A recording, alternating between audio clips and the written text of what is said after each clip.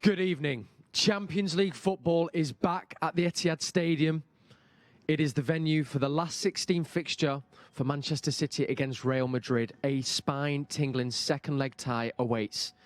The current score sits at 2-1 on aggregate after that 2-1 win at the Bernabeu 5 months ago.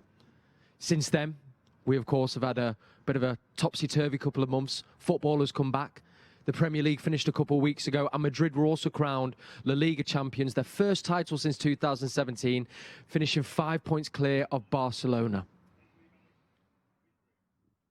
Good evening. Welcome to We're Not Really Here. So great to be with you ahead of what is a massive night for Manchester City. Real Madrid are the team we face. 2-1 is the score in aggregate. And here to help me get into tonight's team and also build up to the big game is a dream team of a lineup. I've got Paul Dickov to my left, Sean Gota and Kyle Walker as well. Gentlemen, good evening. Sean, how are you? I'm very well, very well. I'm excited. Love this setup. Thank you very much. Makes me feel like I'm in Bermuda.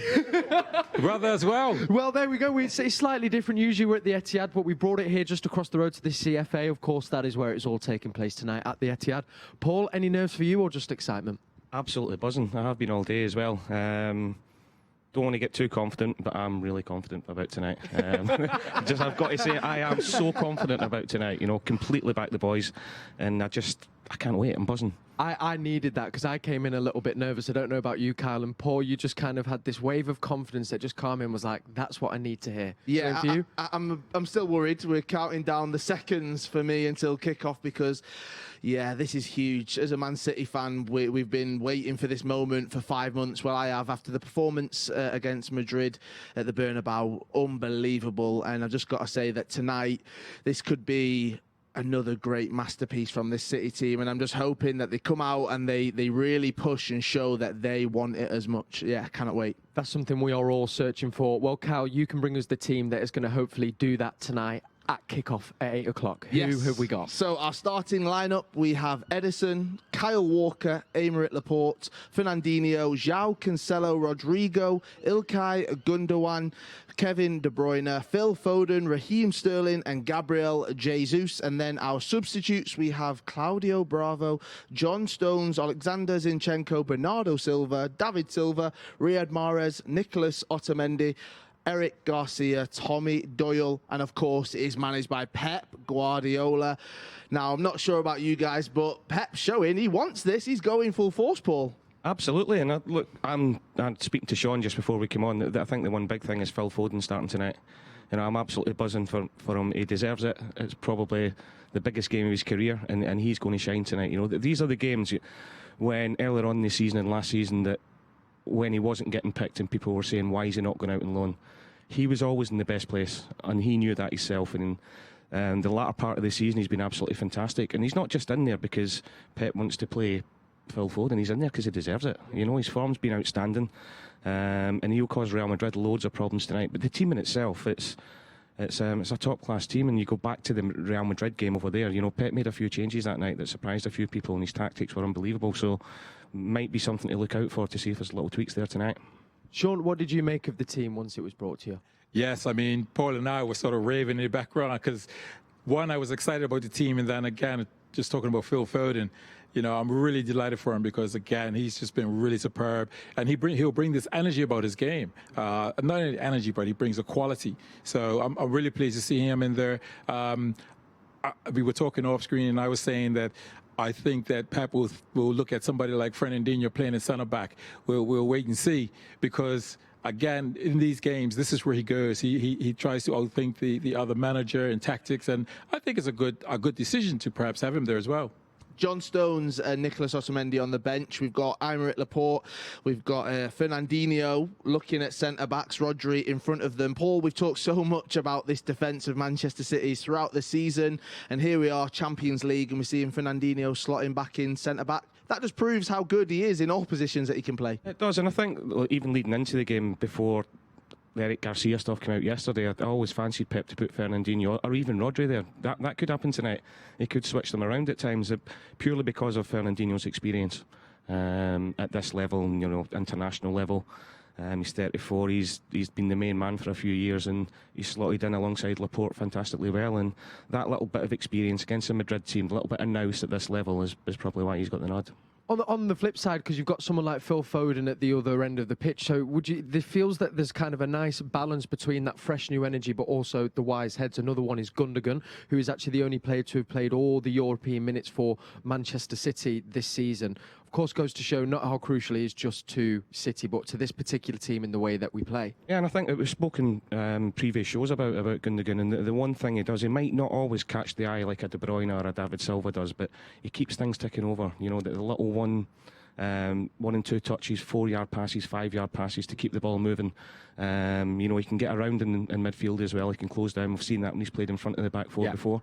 But his ball retention is key, and that's probably why he plays in the big European games. Now, for Manchester City, one man you're going to want on that pitch is Kevin De Bruyne. For Real Madrid, one man you're not going to want on the pitch is Kevin De Bruyne. Sean, he showed us just how incredible he is in the return of football. Tonight, he can go out there and really be the game changer for us, can't he? Yes, I mean, what can I say that's not already been said? I mean, this Kevin De Bruyne is just amazing as a player.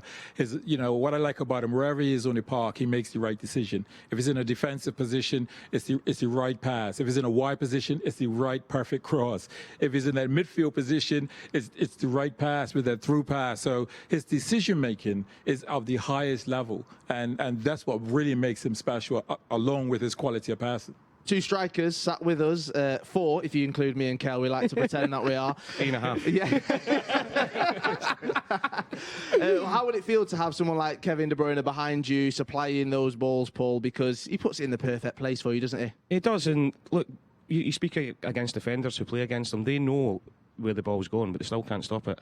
You know, his precision is that good, and you know, I seen a little interview with him yesterday where he was saying that he probably takes risks with his passing and creating chances that other players don't do, but that's what separates him for the best. And going back to the game in the Bernabeu, he went to the Bernabeu in February and completely bossed it.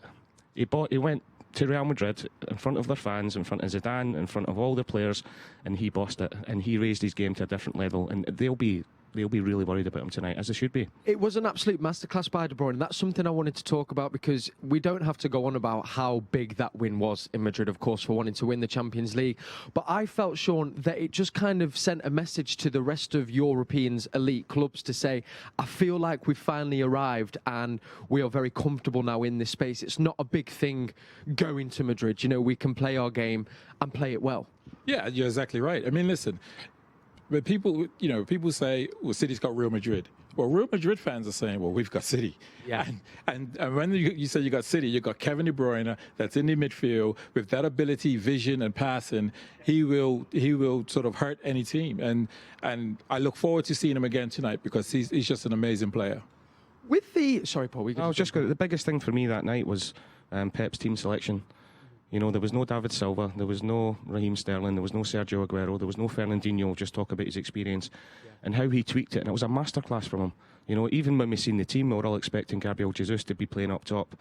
He ended up playing out left. You know, Bernardo and Kevin swapped between playing the false nines. Yeah. And the Real Madrid, as a team, up for 90 minutes. Usually, teams suss it out after 20, 25 minutes, but the rotation of the front 3, 4, 5 players, Madrid couldn't handle it.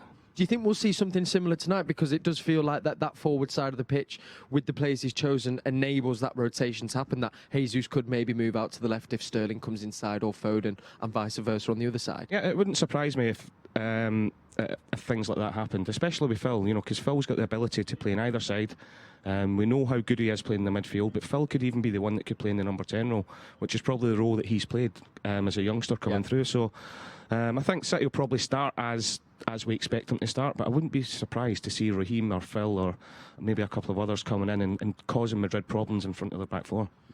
Now, we are seeing some of the players going out to warm up on the pitch. We are getting closer and closer to kick-off. We've talked so much about that game 5 months ago, the 26th of February, all the way in Madrid at the Bernabeu. What a performance it was.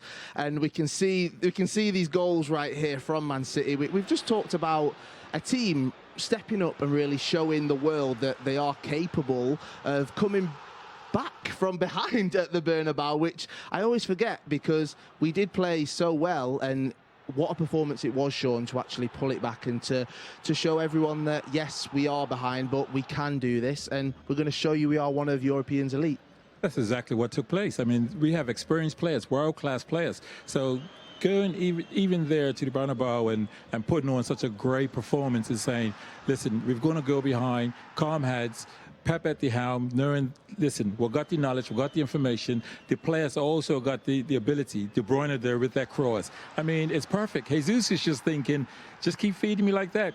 A brilliant header. And I'm really pleased for him because he can now be relaxed as a forward, knowing that he's got a few games that he can play and play a huge part. Definitely, and sorry, Kel, I'm just going to jump in and talk about this because this was a huge point in the game where we saw Raheem Sterling go down, and that was the penalty shout that was given. And time again this season, Kel, I'm not sure about you as a fan, but we've seen someone step up for a penalty and we've not been as confident maybe as we should be. But that man right there, Kevin De Bruyne, he stood up, he took the penalty. And I've got to say, Paul, to be able to do that at the Bernabeu and to bring that back and to take us ahead, I mean, it just shows the calibre of player that he is. I think going back to your point before, I think going to the Bernabeu and going 1-0 behind showed the mentality and the character of the team, because I think a lot of people were probably thinking, we've dominated the game yet again, and before we know it, we're 1-0 down, how are we going to come back? But to come back the way they did was fantastic, and I thought it was, yet again, tactically brilliant by Pep, bringing Raheem on, because he went and stretched the game, got the penalty, and I actually watched the game in Mumbai with the Indian fans, and everybody, they were all like putting their hands over their eyes because they didn't, because we'd missed a few penalties. And personally, I'm thinking, please make it be KDB that's going to take this one. And the mentality and the calmness to put that away in the Bernabeu in that situation just shows you that he's not just a world-class player with the ball at his feet, he's the whole package. He is, and he's an absolute leader, and it felt like that moment epitomised his game and what he's done to this City team, and also in particular that match where he grabbed it by the scruff of his neck, stepped up and really made the difference. I do want to pick up on, though, the goal that we did concede, that we saw just there in our highlights package. It's something that we've seen, and I know it's something that I do bring up quite a lot, but it was actually, we were architects of our own downfall. Just sometimes you do, Kel. Yeah, I have to listen. It's the yin and yang, I have to see it from the other side. But again, you could see here, it was kind of a Rodri misplaced pass. Walker then also had the chance to make up for it and quite didn't. Those moments are crucial in the Premier League, but they always have such more importance in the Champions League, don't they, Sean? Yeah, I mean, again, there's a couple hours here, but the thing with this team is we don't often make these errors. And tonight's one of those games is that'll be one of the messages they'll say, we can't afford to make errors, certainly sort of self-inflicted errors. Yeah. So I think that's the important key, and I think the players will be really up for this and looking to play the perfect game. Definitely, and I think if you're looking there and looking at some of the mistakes that we have made earlier on in the season, they know that after this game, after tonight, it goes to one leg as well, and that's going to really spur them on, Paul, to actually show we can't make these mistakes right here. What we need to do is actually do it within the 90 minutes and prove to the world that we're Manchester City, we can finally win that Champions League. Absolutely, and if you go back to Pep's press conference yesterday, all he kept talking about was concentration. He must have said concentration more than any other word. Yeah. So it's leading in from when the Premier League's ended a few weeks ago up until now. That's something they've all obviously said. And I'll go back to last year with the Tottenham game, the year before the Liverpool game. After the game, Pep was saying it's the little fine lines that make that difference. If we can get that right, we're not going to be far away. And even talking about winning tonight and going into the one-off games, it's a one-off game tonight, and I've said all along, not just the Manchester City team, the squad that we've got, I believe, is the strongest and the best in Europe. Agreed. And I would back them against anybody in a one-off game. Yeah, totally. I wanted to ask you both actually about that because, you have that concentration for the games all the time. But do you approach these cup games, if it was an FA Cup or a League Cup, that you do, even if you're trying to say it's just like all the other games, do you feel that it is slightly different to the normal league games? Well, you do know that, if you lose this, then you don't advance. So the players will be aware of that. But again, they wouldn't put pressure on themselves. You think, well, if we lose this. So I think the focus of the players will be, we know our jobs, we know our rules, we know what we're going to do, whether it's a defensive set piece for or against. They know, their patterns of play. They know how players are, what runs they're sort of going to make at certain times. So these sort of pictures the players have. And so they'll go into this game feeling very comfortable because they'll know. It's just like when Paul and I played together, I knew Paul would do most of those long runs for me. But you sort of know. You just and the players will be very comfortable knowing that when De Bruyne is on the ball in this certain position here, and he's sort of got that ball set on his right foot, I've just got to make this run because he will just put it on the plate for me. I think a big thing tonight, Kel, and guys, is as well, it's the preparation that they've had. Yep. You know, we're not just coming off the back of playing Saturday, Tuesday, Saturday and looking after the players, and we're not thinking, well, we've got this game tonight in 2 or 3 days' time, we've got a Premier League game before the next leg. They know exactly what is needed, and the preparation they would have been the best. I wanted to ask you both about this because, of course, we've had a couple of weeks since the Premier League finished, and I know La Liga was maybe a week or two before that.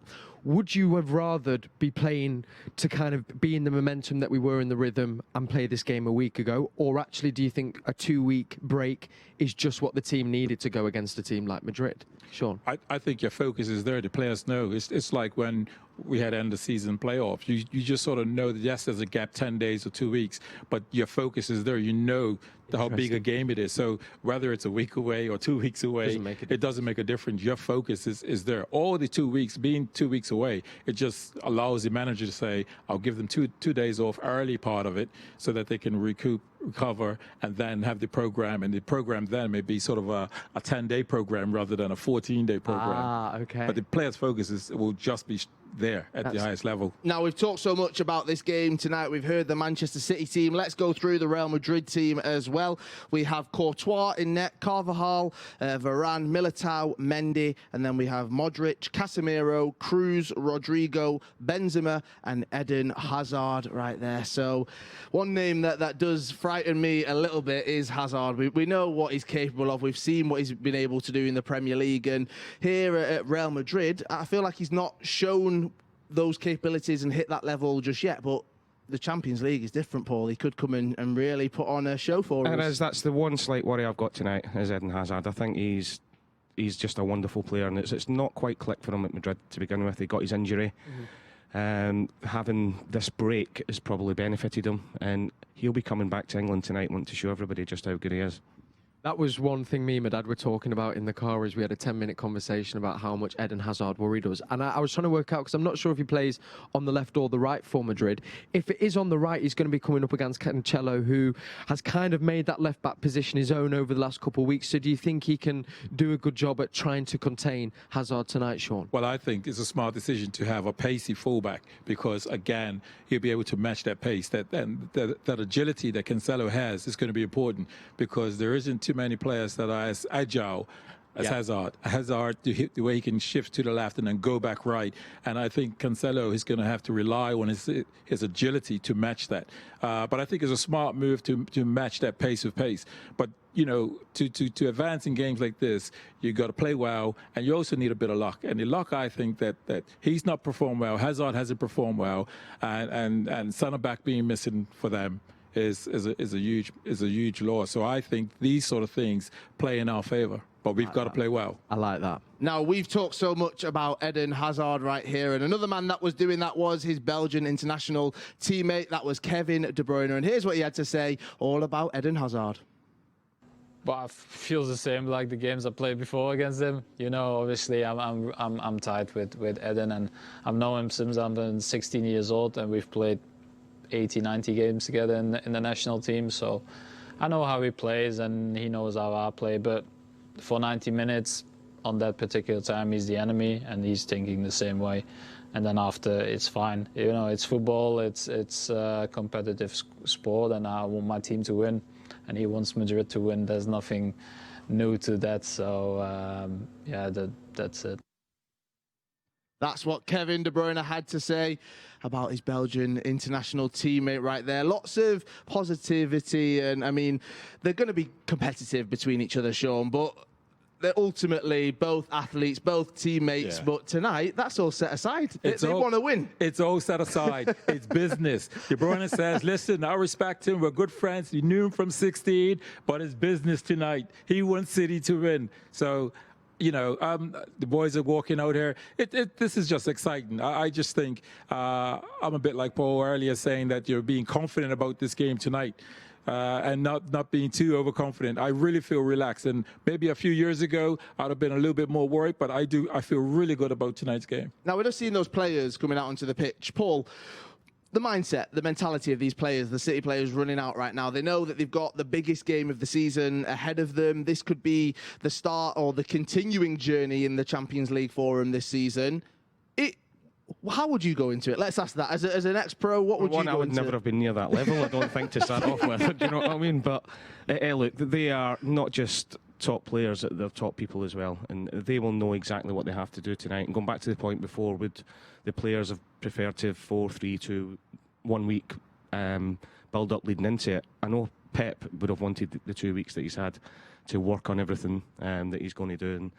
But from the players' point of view, they know what they have to do tonight, you know, and the manager would have told them what he wants, and they'll just go out there and do it. You know, they're playing against Real Madrid. They're at home. They're at the Etihad. They're 2-1 up. They must be absolutely buzzing going into this game tonight. I also wanted to ask you, because when you mentioned about seeing the players come out there, of course, we kind of got very used to seeing an empty stadium. But I can't help but feel, Sean, that if there was ever a game where you need the crowd behind you, it's for a European night like tonight. Do you think that will maybe cross the players' minds at some point or not at all? I think the players are now used to playing, without the fans there, and they're just sort of used to it. So they'll go out there. And the thing is, the players would have had the opportunity to do. They know every blade of grass on that field. Yeah. You know, so warming up, hitting a diagonal pass, they just know how much sort of power to put into a pass. So it is an advantage. No, we don't have the home fans. We don't have the fans there with us, but the players will certainly take use of advantage of it. So, yeah. Now, one man that we're hoping will dominate for 90 minutes was Kevin De Bruyne. We've talked so much about him, but here's him talking about Gabriel Jesus and Sergio Aguero. The two different players, you know. Sergio in goal-scoring ability. Probably is nobody close who I played with who can make a goal out of nowhere. But I think the time that the Gabi has been here, he scored a lot of goals. His work rate is unbelievable, and I think he's only still 23 years old. So to have the goal-scoring record that he does for our team, with not even playing all the time, that is incredible. And obviously, you're always going to be compared to Kun goal-scoring wise, but I don't think he's that far from him in terms of goal-scoring. But obviously, you know, Kun is 31. He's done way more than Gabi has done. And Gabi's got another 10 years to try and do the same, so he's got enough time to do that. That is the Etihad Player of the Season as chosen by our supporters. Kevin De Bruyne talking about Jesus and Sergio Aguero. And we can exclusively give you guys, the watchers, the viewers of We're Not Really Here, the chance to win this signed, I'm trying to model it and hold the mic, De Bruyne shirt. It's the brand new away strip, which Kyle has been modelling rather lovely for us. I'm a big fan of this away shirt, guys. I absolutely love it, and I'm going to say it. I think I look great in it. I'm not going to lie. I back myself. I think I look great in it. But to have a signed shirt from Kevin De Bruyne right there, I tell you this, mine's got nothing on the back. But maybe I need to try and get it. Oh, okay, it's not the same as Kevin, but if you do want the chance to win it, mancity.com/citizens, and that could be yours. This one right here that Kel's holding, it can be yours. We'll send it out to you first class in the post, and you'll get it safe and sound. And look at the signature right there. Yes, it's authentic. It's his. But I can't confirm. You got to make sure that you keep it. No selling it on or anything. You want to keep this for after tonight. And no, I'll personally wash it myself for you. So I'll wear gloves, rinse it down for you, and that could be yours. Just head to that website Cal gave you there. There was some high praise there for Jesus, and it's so nice to hear, actually, because, you know, he's kind of been a really great talking point for us here on the show. But Kevin's saying that he isn't too far off Aguero. I just wondered, as you both, as players, do you listen a lot to the outside chat? You know, it's something that seems to get spoken a lot about, the comparison between Jesus and Aguero. Do you think he'll be thinking about that at all, Paul? Or does he play his own game? I don't think Gabi will listen to that at all. You know, I'm a big fan, as you know. I stick up for him all the time, and I genuinely believe what Kevin said there is true. At 23 years old, to score the goals that he scored already, and not being first choice, if you like, you know, playing second fiddle to Sergio a lot of the time. You know, he got 23 goals last season, yeah, it was amazing. And that doesn't seem to get mentioned. You know, I see people talking about I don't like talking about them over the road. Martial scoring 20 goals. Yep. And there's this big thing about it. Gabby's not played half the games, the minutes that he's had. And not just his goal scoring, we talk about his work on the pitch, but he must be so strong mentally for a youngster, because he's a baby in footballing terms. You know, to know that possibly he's not going to play every week when Sergio's there, but still have himself ready to come on as a substitute, or if Sergio was out the team, to come on and score goals. And the performance he put in Madrid was magnificent. What a stage to prove it as well. He did it in Madrid, and here he is. He's got the chance to do it. Sergio Aguero out injured. And Sean, if you want an opportunity to creep in the door, to cement that position hopefully at some point, because Sergio won't be here forever. Kills me to say it, and I hate saying that, but Gabriel Jesus is younger, and he's definitely firing on all cylinders. You want to be able to show that, and tonight's a great opportunity. Yes, it is. And, you know, for him, he's had this moment now where he can just bet himself down with a few games, and we're seeing it. And, you know, the Real Madrid game, I think as we start to look back now, we'll start to see that the important goals he starts to get. I think he'll play a huge part again tonight. You know, his work rate that he provides in terms of when City's not in possession, pressing, but also he offers that threat in behind with pace. And he also has got his quality. And we don't really speak about it much because Sergio's record is like ridiculous. But Jesus' record is also a scary record for somebody who isn't playing week in, week out. As you said earlier, his goals to minutes is just crazy for a youngster. But what I love about him, maybe it's because I wouldn't say a similar player. I was nowhere near him, but he's worked great. You know, we all know how Pep likes to press from the front and be in the front foot. He's the catalyst. You know, when he wants to do that high press, he's the one that sets it off the whole team. And when Gabriel, excuse me, easy for me to say, Gabriel Jesus, when he goes, you can see everybody else in the team going in behind him. Do you think we've seen the best of Jesus yet, Sean, or do you still think there's a lot of potential there that we're yet to reap the benefits of? I think there's a lot still to be unlocked with him. And I think when he first come, we really saw, I think everybody was like, wow, there's some real competition. And yes, Sergio was able to go on and sustain that. And I think now, coming into next season, I think we'll start to see real consistent Jesus playing and performing. So I think there's more to come from him. Now, looking at Gabriel Jesus, it's easy to look at his goal-scoring record, but he can do so much else, Paul, as well, can't he? His work off the ball and the work rate he actually puts in, defending even, he's all over the pitch, it feels at times. He's not afraid to really put himself about. So that's an added benefit to his game, isn't it? And actually, yes, he's a great goal scorer, but he's got so much else in the locker as well. Yeah, and you know, I think Pep said earlier on this season that he believes, as impressing from the front, that he's probably one of the best in the world. Now, that's high praise, and you know, you take that from your manager, but hearing Kevin De Bruyne speak about him there, you know, the biggest praise you can get as a player, Shawnee, isn't it, is off your peers. And Kevin De Bruyne is saying there about his work rate, about his goal-scoring record, how Sergio's been doing it for so many years. Gabby's still got another 10 years in front of him to go ahead and do it. And, you know, he won't listen to what people are saying outside the club. You know, when you get Kevin De Bruyne and you get David Silva and Pep Guardiola giving you that amount of praise, the confidence that gives you is fantastic. Sean, what's the best thing Paul said about you? He said that the praise of the players. What's the best thing he said about you? This boy just hangs around the goal line and taps him in. But, you know, you're talking about, you know, I so appreciated Paul because Paul is like Jesus, the work rate that he went through and that he done. And teammates would appreciate it. I'm telling you, the players would appreciate that. When he goes and sets off a press and he goes there and then he goes there, you don't half appreciate it. So, you know, the rest of the players will really love that about Jesus. Kyle, I know you like this one. When we were prepping tonight's show, there was a stat that came out about when Kevin De Bruyne is combined with Jesus and when he's combined with Aguero in goal-to-game ratio. So when Kevin De Bruyne combines with Aguero, they average a goal every 5.5 games. With Jesus, they average a goal just under every 3 games. So actually, De Bruyne's link-up play, you'd say his preferred person is Jesus. Do you think maybe part of that is because you see a lot more of a running game from Jesus, actually, that you don't get as much with Aguero? That's a good question. Listen, Aguero is phenomenal. I think because De Bruyne has got a vision from deep, he can put a play in. If he's 10 yards outside the 18-yard box, he can find that cute 15-yard pass. So his range of passing it can almost suit both. It can suit Aguero and it could also suit Jesus. And I'm glad to sort of hear that stat because that's quite impressive. And I think De Bruyne will be well aware of that as well, because I think players are aware of stats like that. Like, I get more goals from this player. I was aware of it. I'm sure Paul will be aware of it as who's the player that sets you up with the most goals. That's so interesting. Would you be aware of it then? Would you actually you'd know which ones you maybe got a better I just caliber? used to know I used to set most of them up for him. and he hardly set any up for me.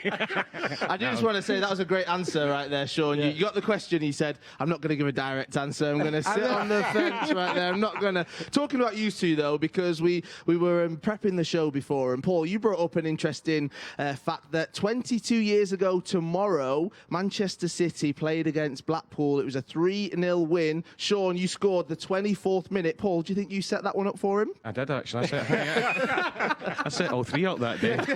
All I seen the next day was Goater running away like that in the paper. but anyway, we think 22 years ago playing Blackpool in the second tier, low steps of the club. Tonight we're playing Real Madrid in the Champions League to go to the quarter-final. It's amazing. I totally forgot about Blackpool. I thought of that as a place where you just go to leisure, but I forgot we even played at that level. But yeah, absolutely amazing. It just goes to show you, like, we're playing Real Madrid tonight, and can somebody pinch me or something, because this is. Come on! Come on. I mean, it does. You really do have to take that moment. And actually, in the grand scheme of things, it is a long time, 22 plus years. But actually, to do what we've done from the second division to here, we've actually not done it in that long, I don't think. And actually, to be able to sustain what we've done as well, I think that's the other part of this. We've not just crept up and gone back down. We've very much solidified ourselves at the top level now, which goes back to what we were saying before. It does, but 22 years, and it's lovely for us to look back at that and think we played a small part in it. But even if you look at the last 8-9 years, what Manchester City, what the club's achieved in the last 8-9 years, clubs don't do that in their whole history, and sustain it as well. 4 Premier Leagues, FA Cups, League Cups, Community Shields, and now the biggie tonight, Real Madrid Champions League to go through. It's fantastic, and it's only going to get bigger and better. I've no doubt about it. I honestly, I hope so, and I cannot wait until that evening comes around. Hopefully it's the 23rd of August. Who knows where we do lift that Champions League title, but it feels strange to say it, being a fan all my life, 22 years ago, watching those games, watching the games against Blackpool, and here we are. I genuinely believe, Sean, that this club are going to win the Champions League at some point. Well, if that happens, listen, I'm saying pinch me. I'm saying you could punch me. Because, listen, I believe we can do it. I believe we can do it. I feel that we've got the right manager, we've got the players. I think the tactics and the understanding, the players playing for the manager, we're ticking all the boxes. And we look at tonight, again, Sergio Ramos is a talisman for them. He's not involved tonight. He's huge and instrumental, which is why he would have traveled to still be in the dressing room and try to motivate them. But we've got City, we've got De Bruyne, we've got Sterling, and we've got Phil Foden, and tell me when to stop. David Silva on the bench, Bernardo Silva on the bench, Riyad Mahrez on the bench. Paul, there's so much strength in depth right there, and that's what Manchester City over the past 3 to 4 years, especially, have been known for. They have, and it's the infrastructure that's behind it as well. I think the people at the top of the club have got to take huge amounts of credit as well, because they're always planning ahead. Even when this fantastic academy was built, they knew it wasn't going to happen in the first 4 or 5 years. They were patient with the players. Now we're seeing that with people like Phil, and there's a whole other group of players coming through that could be just as good. So the infrastructure's there all the way through the club. As in the signings that they make, they know probably a few seasons in advance players are earmarked for coming into the club at certain times, and it's that forward thinking and from the hierarchy that runs all the way through the club that's just amazing, because no other club is run like it. I've never known anything like it, and I am a bit of a geek when it comes to Manchester City, and I'm constantly banging on about what you've been saying there, that actually the infrastructure that is in place, but not only in place, but the way that they execute things with the different clubs around the world, and actually the whole CFG football project, it is football have never seen it, and I don't think we're only just at the start. It'll only be in 10 years I can turn to my friends and go, do you see what I was talking about after all this time? Sean, going back to a point you picked up on, and actually another thing you said, Paul's far too modest. Like, I'm sure I'm speaking for all City fans and say, without you both, we definitely would not 100%, be sat here. yeah. So thank you. But Ramos, I was quite surprised by this choice of him being named in the squad, even though, he has picked up that suspension. But having a leader like that, do you really feel the loss of that in the team, Sean, when he isn't there? I mean, are you liken it, I guess, to Vincent Kompany, but I did find it a strange choice to be like, no, we need him here in the changing room. Yeah, and you're exactly right. what Vincent Company was to us, or still is to us, that's what Ramos is to them. So he needs to be there around the pitch, talking to the players in the dressing room. Probably even when they come in at halftime, just before they go back out, he's probably having a whisper and a word to players because he's so used to them. I mean, the amount of goals he scores, he shows up in big games, and the fact that he's not there, this is a huge bonus for City. Paul, he wouldn't be able to handle you though in the box, would he? He is looking gorgeous, though, isn't he? You've got to say that. He's a handsome man. He is. So that's a yes then. No, do you know what? I would have to have pulled that ponytail out at some point, I think. But no, seriously, I agree with Sean. I think it's a big weakness from Madrid. It's Real Madrid who are the best at winning Champions League. Why do they have to bring somebody who's suspended to be in the changing room to be a leader? That's what I don't understand. And just to play devil's advocate, if I was, Varane or any of those other players, Modric, whose career speaks for itself, Toni Kroos, I know they probably don't listen to a lot of the outside chat, but I'd be going like, hang on a second here, this isn't like a one-man team. Could it have the flip effect on your teammates thinking that there is this one player who's the be-all and end-all of the club, when it's very much not the case, I don't think. I don't know. I think the Real Madrid players will respect and know that he's a player that shows up for big games, and they'll just respect and anticipate that, yes, he'll travel with them, and that he'll have the best interest at the heart of the club to be there and pass on a good word to others when they come off before they go back on at halftime and stuff like that. So, but he's so huge and vital to them. And I really think that we can really punish him in that position because he's somebody that's solid there, consistent there. He's like Laporte. He's just consistent. Yeah. Now, Sean, you did mention that figure that he is in the dressing room and how he is what to Real Madrid fans what Vincent Kompany is to Manchester City fans. And obviously Vincent Kompany has moved on, Paul. Do you think that actually we need to find that figure? Yes, we've got Kevin De Bruyne. Yes, we've got David Silva. But do we need to find someone in that defence who can really lead from the back and get and gather everyone together when is needed? I think when you've had somebody that's had the influence that Vincent's had, which is a one-off as well, by the way, and in the times that we're playing now. It used to be a given 20 years ago, 30 years ago, 15 years ago that if you... and I didn't always buy into it, but if you shouted and you screamed in the pitch that all of a sudden you were a leader and a captain, you can be a leader and a captain in so many different ways. Shawnee used to do it by scoring goals every week. Yeah. That's a leader. Kevin De Bruyne does it. Laporte does it just by him being there. He's fantastic. He's one of the best centre-halves in the world, but he doesn't need to shout and scream. So there's so many different ways that you can be a leader, but as long as you can put that into a team. And, I'll go back to what Shawnee's saying there about Ramos. I'm still not having it. I'm still not having that Real Madrid need one player. I'm with Paul. To travel in a European game, to be in the changing room, to shout at somebody or to tell them 1-0. Maybe he's just there to look pretty, as you say. He does that. He can stay in Madrid and do that.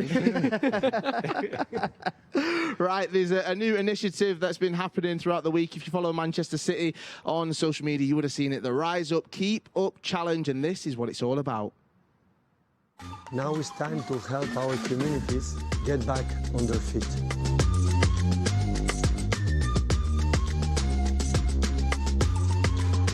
Citizens, your time has come. Help our communities rebuild and recover. Do 10 of your best keep-ups. Challenge your friends. Together, you can make the difference.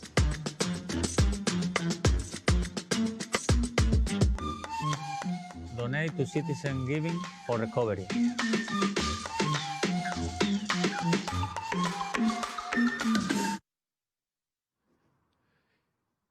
Is Phil Foden taking part in that very tough Keep You Uppy challenge there? I'm going to listen. I'm getting it in early, all right, because we know what's coming. No, we know what's coming. We might have partaken in it in this very challenge. It is part of Citizens Giving. If you've just joined in, Kel Spellman, Kyle Walker, Sean Goater, and Paul Dickoff bringing you. We're not really here on the build up to this 8 o'clock kickoff at that stadium over there, the glorious Etihad Stadium, as City take on Madrid in the Champions League. But Citizens Giving, it was actually kind of brought in as we started the We're Not Really Here show. It is a brilliant initiative, club led by Manchester City, part of the CFG, and we've got this Rise Up, Keep You Uppy challenge. I'm trying to put off getting to this video. I don't know if you've clocked, because we all took part here. Kyle, I don't know how you felt you did. I thought you would. I mean, I'm feeling extremely confident. I stepped up, I went up first, I was the leader, and I just showed everyone, well, this is my skills, this is what I can do. And as you can see, I did get 10. Oh, and then the last one, I thought I'd pass it to you, mate. That's what I was doing. I think you'll notice you're not allowed to start with the ball in your hands, though. But we'll give that. I didn't get that memo. I didn't read the small print right there. We get that a strong 6. I was going to say, would you have allowed that in training? You know, if Cal walks up there doing keepy up from his hands? You won't see Kevin De Bruyne on the pitch tonight run around with the ball in his hands and kicking it, will you? No. Not at all. I'll give you that one. Look, I gave up at this point. I love the kit, though. Love the kit. You look the part. You look great. If I can't do 10 kick-ups, at least I look gorgeous, just like Sergio Ramos. Can I just say, now I've got kickers on here. Okay, so... But hey, it looks all right, actually. Quick feet. And then you nearly broke the camera. Just there, so close. Destroyed the whole studio. We're here in heart of the city, it's called. And yeah, Kel, you nearly took out the main camera. The boots, though. Come on, I'm wearing almost, you know, anyone who's well kickers. I give that an 8 with the boots on. Yeah, Thank you, Sean. Oh, and then Paul steps up right there. He shows us. He goes, you know, I can warm up. It was casual. Yeah. And then he says, what, you want me to do it for real now? Do you want me to really show you? And there's a look there, the little nerves. I think the nerves are creeping in a little bit, and then it calms down. There was a little chop start there that the cameraman did miss there. I'm not going to name any names, but hey, love it. The little catch on the foot. You don't lose it, do you, Paul? Don't lose what you never had, mate. Now, finally. Oh. I give that a 9. That little catch on your foot. Hey, I like that. It bumped it up a bit for you, Sean. Yeah, of course. You know that. Now, let's wait for this, all right, because we're getting ready for Sean Goater to start his, and we're thinking, OK, we're having a few laughs, a few jokes. Paul's ribbing him. He doesn't want him to do any better. And this is how Sean Goater, this is how he starts his Rise Up, Keep Up challenge. Are you ready for it? Let's see. Oh, the close-up. Stop it! Oh, he's on a 7 already. Wait, here's the 10 now. Here's the 10 now in a second. Shoelace? Oh, leave it. I would have dislocated my hip if I'd tried to do that at the start, Sean. Sean, it's funny. There's a message coming from the Etihad. They need you. You're on they don't need me tonight. They don't need me tonight. We're good. We're good. Now, you can see it there, but if you do want to come and get involved, please do in our Rise Up Keep Up challenge. It's very simple. All you need to do is film 10 keepy uppies and then post it with the hashtag Rise Up. You then go on to tag and challenge your friends to do the same and donate to Citizens Giving for Recovery. So have we got to challenge some of our friends of the show then? So Jolien Lescott, he's been on before. Who Caroline Ware's got, I think, get involved. Sean Wright Phillips. We might have to get a smaller ball for him. Smaller ball. Size 4. So those guys right there, we're going to challenge you. We're going to get your videos. When we progress, fingers crossed tonight, you can take part in the Rise Up, Keep Up challenge right there. We're officially throwing it out there. It's out on the internet, so you can't go hiding. We want your challenges in ASAP. Please do just that. Okay, we have got 15 minutes until kickoff at the Etihad. One question I actually had for you both was, if we are to move forward, and touch wood, that is going to happen at the end of full time. Of course, we've got a slightly different setup with the tournament that's taking place in Portugal. That squad depth that you were talking about before, do you think that's actually going to play quite a crucial role in those 2 weeks, just the way that the kind of games are being played out, Paul? Yeah, absolutely. And look, even before all this happened, I was adamant that if Manchester City could keep everybody fit, which we've not managed to do the last couple of years in the Champions League, stay free from suspension and have a full squad, once we get into the latter stages, like I said before, not just the team, the squad can beat anybody in a one-off game. And I think that's what, obviously, touch everything, let's get through tonight. I'm actually scaring myself a little bit by how confident I am with this. But I just believe that in a one-off game, the ability, the togetherness, and the world-class players we've got, we can do it. That's what Sergio Ramos gives right there. Great high fives right there, as we can see the Real Madrid players walking well done.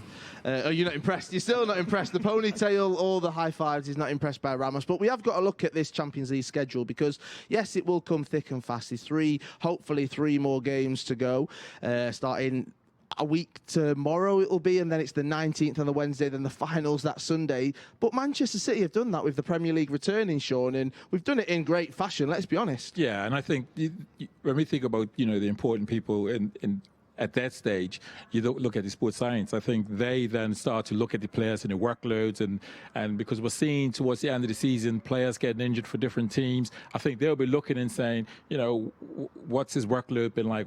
How's he been performing? What's the heart rates and all that sort of, to make sure that they're able to still play at the level that's needed when we advance. I like that. When we advance. When we advance. We're all so confident, aren't we? Do you know what? I've got to say, I came in feeling nervous, and when you get to the We're Not Really Here studio, your nerves soon move away. You're suddenly brimming with confidence. We aren't far away till kickoff. We're going to get predictions very shortly, but I know what you're all thinking. You've not spoke about David Silva, Kel. Well, here it is, because I saw a brilliant thing online before the game, which said that if he is to come on, because he's on the bench, that it will be literally 10 years to the day that he played his first game for Manchester City in a pre-season friendly against Valencia at the Etihad. To have him coming on if we so need it, Paul, I think he could bring that calm and that keep ball that we may need if you're coming in around that 70-75 mark, depending on the result. Well, it's written in the stars, isn't it? After that start there. Whenever he's in the pitch, for me, he's talking about players being influential. He's the most influential player that we have because of how he controls the game. Kevin's obviously been world class, but David, it just brings a calmness, how he keeps the ball, how he finds spaces, and you can see if you've ever watched a game where David's been the bench and he comes on, players react straight away. All of us, they lift their game straight away because they know what his standards are like and what he's going to bring, and I'm sure that's going to happen tonight when he gets in the pitch, and hopefully he will, because it's going to be his last competitive game at the Etihad, and if anybody deserves a send-off to go to the quarter-final in the last game at the Etihad, it's got to be David Silva. It absolutely does indeed, Kyle. Yes, it does. Now, everyone all over the world is gearing up to kick off for this game this evening. And if you're watching We're Not Really Here, make sure you do use that hashtag WNRH. We want to see where you're watching from and give us your predictions. You've got 10 minutes to get them in, or you can react to the scoreline at half-time or full-time when we will be back. Now, Emre from Indonesia, he's been giving his predictions. So let's see what he said for Manchester City, and they take on Real Madrid. Hi, my name is Emre. I live in Bogor, Indonesia. I started to support City from 2011 when City beat United 6-1, and it's made me quite sure to support City. My favorite current player is Kevin De Bruyne because he makes City taking more dangerous with his beautiful assist. And my favorite player is Nicky Weaver because he is one of the heroes from the playoff final game. My favorite opposite player for this match is Karim Benzema because he scored a lot of goals for Madrid this season. The most memorable experience watching City is when I came to Etihad for the first time. City beat Arsenal 3-0. Interesting game. My prediction for this match is we will beat Real Madrid 2-0.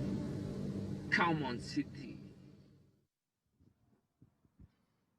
2-0 was his prediction. The confidence is flowing. That's what we like. Phil Foden there is, of course, part of the starting 11 that's taken on Madrid at the Etihad in our second leg fixture for this last game of 16. So 2-0 there from Emre. Gentlemen in the studio, Sean, I'm going to begin with you. What is your prediction, sir? Yeah, I feel that we're going to win this 3-2 tonight. 3-2. 3-2. I think they're going to have to really push to get a second goal, and I think that's going to leave them a little bit exposed and open, and we'll punish them on that. Now, I need to make this clear. 3-2 an aggregate or 3-2... no, 3-2 win. Oh, wow. I mean, I need to make sure, because when we come back later and you're saying when it's 3-2 an aggregate, that you predicted that. I get competitive about these shows. Yeah. You know him too well. Yeah. You're a little back door. I like that confidence. I'm going to go 2-1. So, yeah, 2-1 at the Bernabeu, 2-1 here tonight at the Etihad. I think, as you said, they'll be left open, and hopefully Gabriel Jesus, Kevin De Bruyne, they'll be in with the goals. Paul? I'm going to go in between. I fancy 2-1, but obviously I'm not going to go along with that, so I'll go 3-1 Man City. 3-1. I do think Madrid will score because of the quality they've got going forward, but like Sean rightly said there, that they have to come here and score 2 goals, and that's going to leave spaces for us to hit them in the counter with the wonderful players we've got. Kel, I'm not letting you get out of this week, all right? You need to... I know you're hosting, but I want your predictions. It's a huge night. Who are you going for? I'm going to go for, of course, for Manchester City. Of course. And I think... I'd probably leaning towards Paul, 3-1. I can see us. I fancy us to get a few goals against this Real Madrid team tonight, so I'll go 3-1. I mean, I'll go 4-0, 4-1, but obviously I don't want to see. I would take a 10-9 tonight. as long as we win, that's the main thing. And goal scorers, can you see De Jesus on the score sheet tonight? Yes, I can. I think his threat on his shoulders or a ball slid down his side. I can definitely see him. I think Raheem Sterling is another one that will want to get on the score sheet. Who that third one is, I'm not sure, but I could see those two being really hungry to score goals. I've got a sneaky feeling for Phil tonight. I like that. I would absolutely love it. Isn't it just amazing how the strength in depth, how incredible this team is, that we've hardly touched on Raheem Sterling. We've hardly talked about him, and that just shows the calibre of this team. And we've got a world-class player in Raheem that we've not even talked about. So I'm going to put him down as a goal scorer. I'm going to say Gabriel Jesus and Raheem Sterling. You heard it here first. Well, that is our predictions here from the We're Not Really Here studio. Kyle, Sean and Paul, thank you so much. And thank you to you beautiful people for watching. So we will be back at half-time and we will be back at full-time. Come join us. And remember, you can also watch the full match on City Plus as well. We'll see you at half-time. Good luck. Enjoy the game. Come on, City.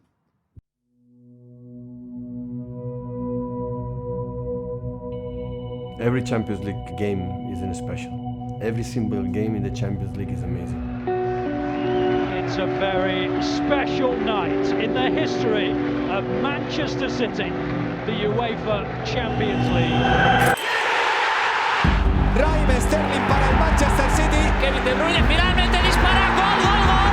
¡Hay gol del Manchester City! Manchester City finally through to the knockout stages. FC Barcelona. Play against the best teams, the best managers, the best players. Messi for his hat-trick. This game has been totally turned on its head. A Champions League classic that's had absolutely everything. It's cruel, but it's where it is. We have to accept it.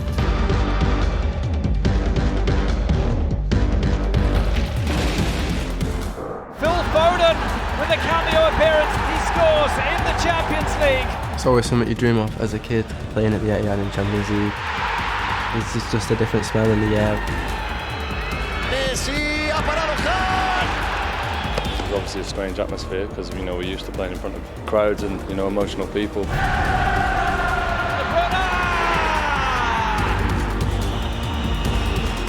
City's top scorer of all time gets another treble to his name tonight. Well, talking of hat-tricks, let's give one to Raheem Sterling, shall we? I'm a big Sterling fan, so it's great to play with him. Why would a player not want to go on and help his teammates out? I can't accept this. The referee brandishes a red card. Kyle Walker's preparing to come on.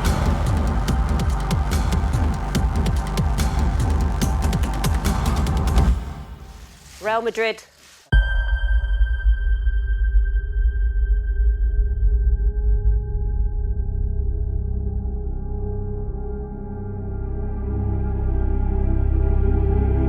At this level, you're going to have a couple of storms. But the reaction was really good. I think afterwards we showed that we can create some chances in here.